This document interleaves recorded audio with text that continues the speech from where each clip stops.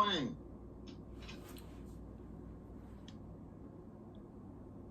Good morning. Some more conversations on photography.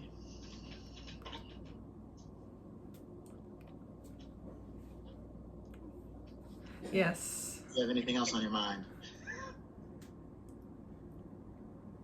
No. It's still photography, yeah. All right. Well, I'm not really traditionally trained. I've taken a lot of photography courses, and my brother actually helps teach digital photography at the high school. And so this past summer, I was helping with the photography camp, which was out of my league because they went and used the old analog cameras, and I'm not all that familiar with developing film. So there was a number of days where I'd help the students load the film, and we'd go out and shoot, and nothing developed at all. So I'm hoping the students were able to learn from the experience. Even failure will teach you something.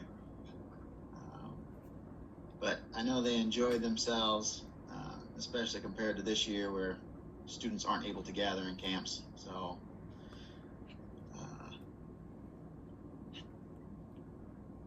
I mainly focused on the idea that photography is painting with light. And so there's a lot of things you can capture and a lot of things you can leave out depending on the frame you use and the amount of contrast you allow into the camera.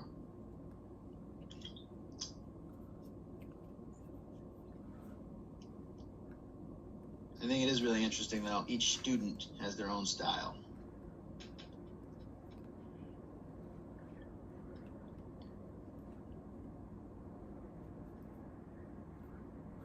I have a question. What kind of light do you prefer?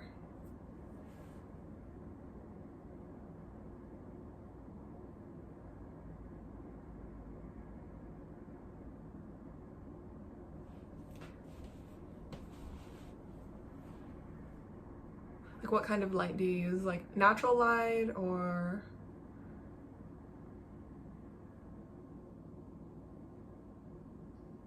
For me, natural light is always preferred just because it's so intense.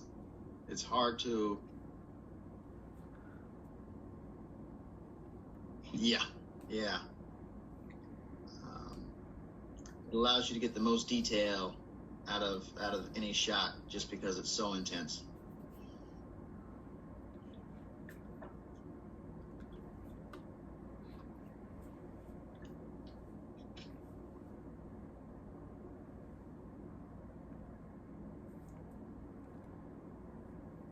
So if natural light,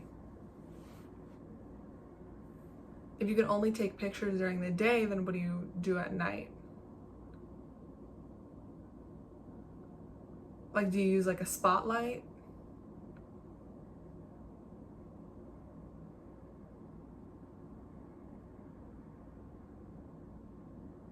To take the pictures, or?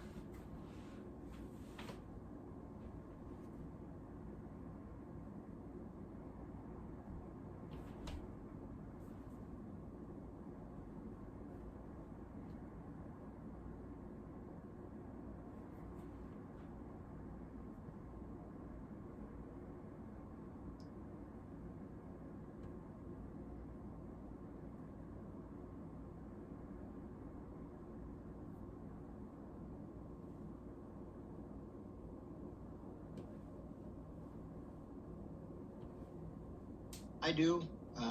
Like most photographers, I like the golden hours, which tend to occur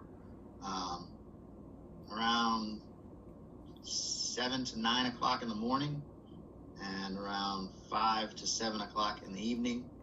But once the sun is getting a little closer to the horizon, it just casts more golden hue across everything. When it's directly above, you don't get the shadows the same way, and you just get more of an intense bright light that you have to fight.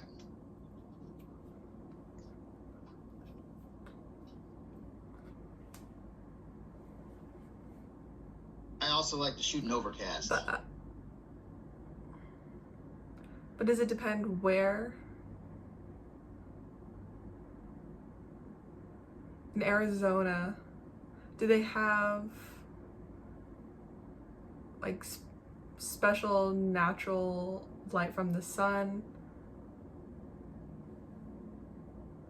that makes your pictures more relaxed?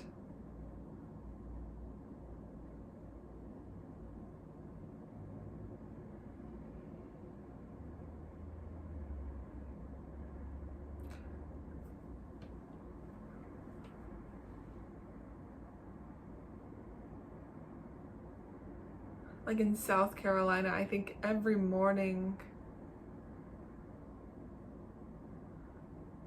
I've noticed that it's like the light is pink and blue outside.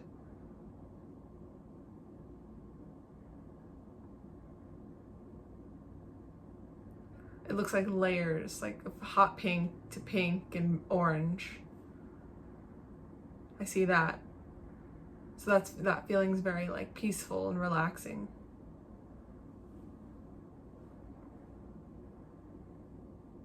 But bright lights are nice too.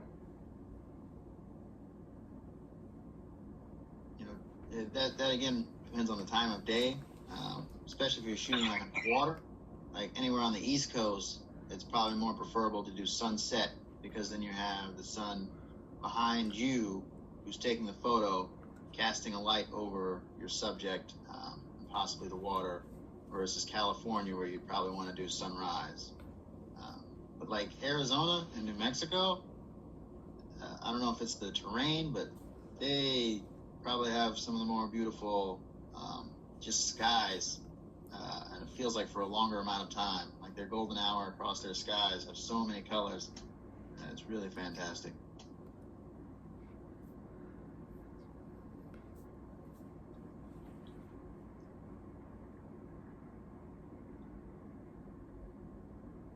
Really? Also, you know, for example, my house has a really nice background.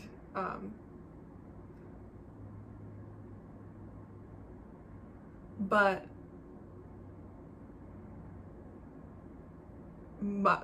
where my house is positioned, the sun always goes right across the top of it, and so the backyard never gets any sunlight.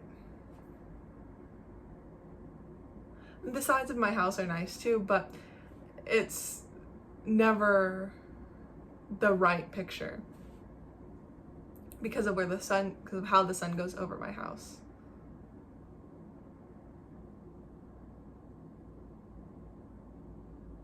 And they make these reflector screens that kind of allow you to redirect some of that sunlight into the direction you'd like it, if you have some. Like I'm imagining if you're around trees and there's just too much shade, then you can take a reflector and aim it at your subject and reflect that natural sunlight to where you need it to be.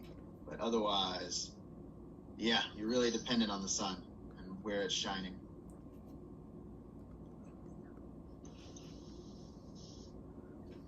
We were just driving. I'm from the state of Virginia, and my partner was commenting on how lush it is. But one of my favorite things to shoot is when there's a lot of overcast. So when the storms are coming in, and so the sun is kind of blocked out, so it mutes the sky, and it makes all the greenery pop a lot more.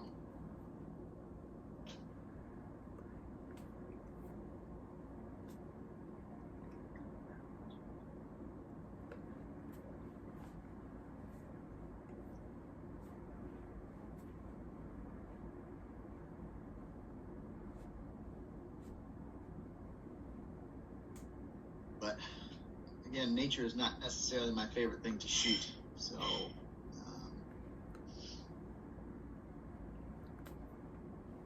like to do kind of close-ups on individuals, because there's a lot of expression you can read, and working with special education, oftentimes like students with autism, they'll create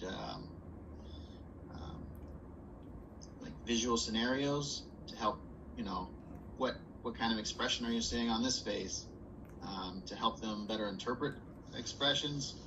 So just getting kind of tight shots of individuals is often fun, because you can read emotions through the eyes and through not just the smile but the cheekbones. So there's a lot of things you can do just in looking at a face.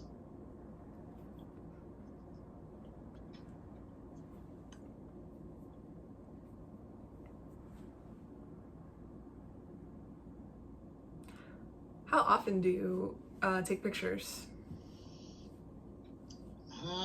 I'd say I'm probably taking photos every day. I don't break my camera out, but maybe a couple times a month.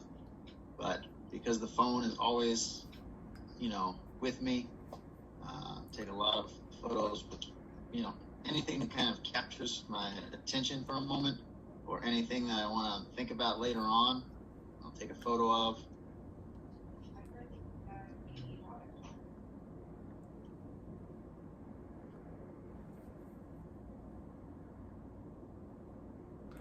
Is our time up? I'm sorry to interrupt.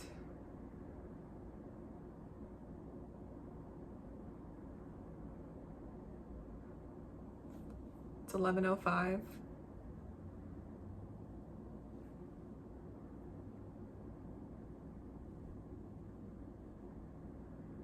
All right. Bye.